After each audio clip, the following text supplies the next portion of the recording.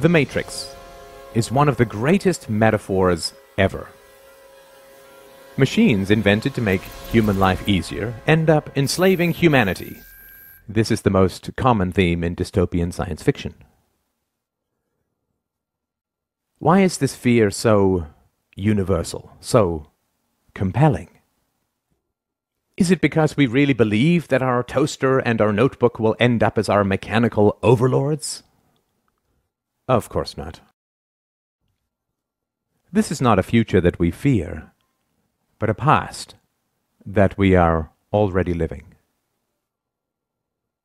Supposedly, governments were invented to make human life easier and safer, but governments always end up enslaving humanity. That which we create to, quote, serve us, ends up ruling us.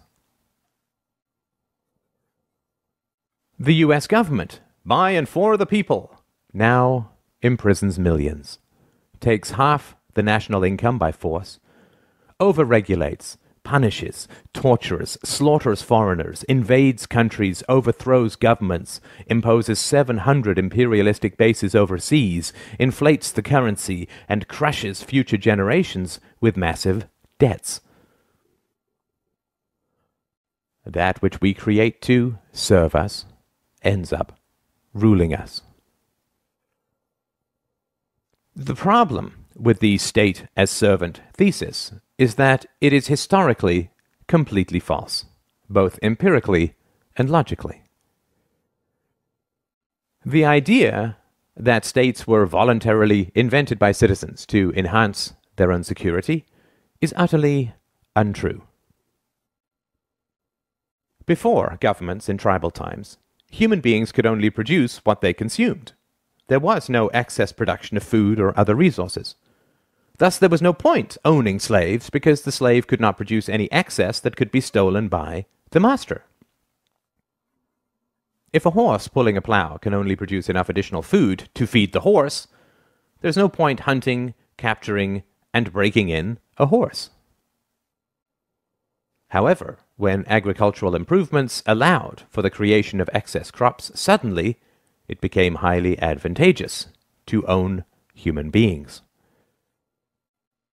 When cows began to provide excess milk and meat, owning cows became worthwhile. The earliest governments and empires were in fact a ruling class of slave hunters who understood that because human beings could produce more than they consumed, they were worth hunting, capturing, breaking in, and owning.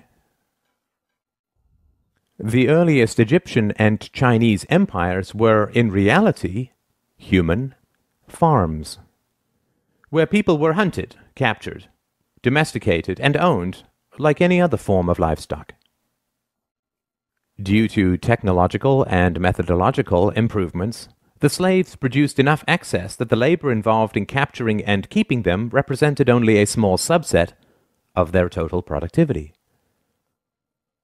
The ruling class, the farmers, kept a large portion of that excess while handing out gifts and payments to the brutalizing class, the police, slave hunters, and general sadists, and the propagandizing class, the priests, intellectuals, and artists.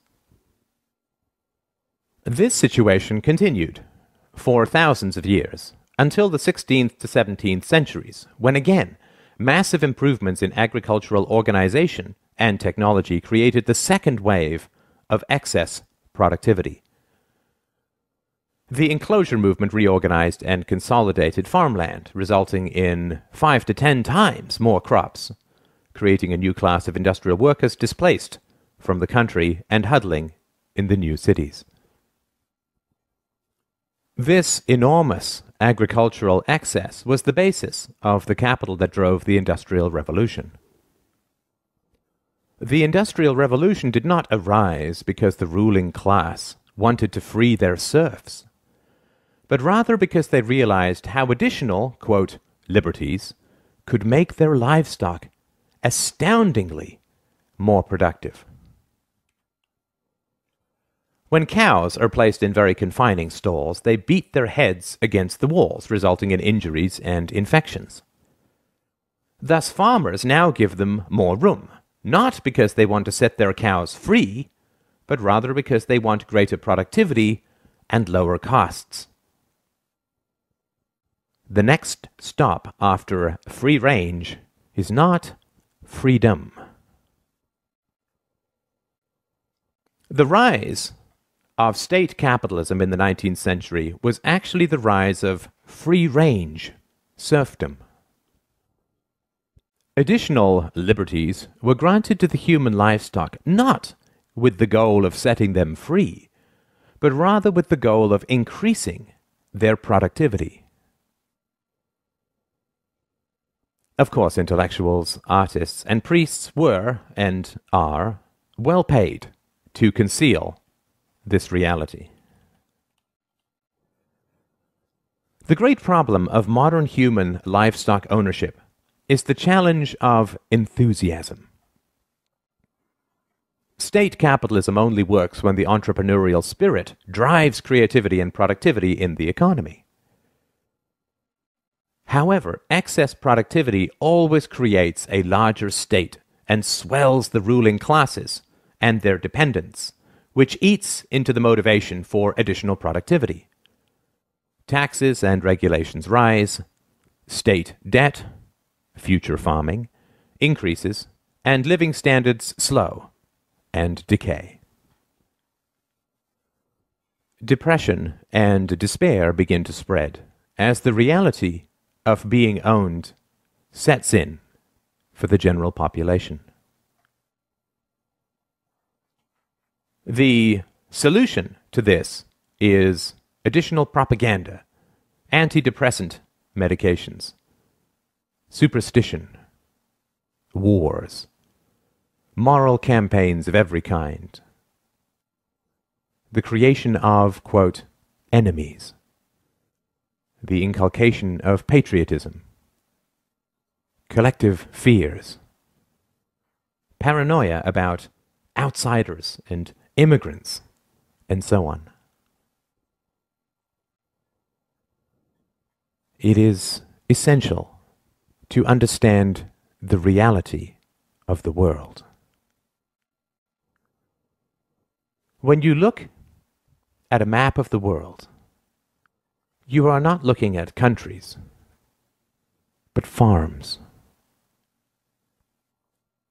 You are allowed certain liberties, limited property ownership, movement rights, freedom of association and occupation, not because your government approves of these rights in principle, since it constantly violates them, but rather because free-range livestock is so much cheaper to own and so much more productive. It is important to understand the reality of ideologies. State capitalism, socialism, communism, fascism, democracy. These are all livestock management approaches.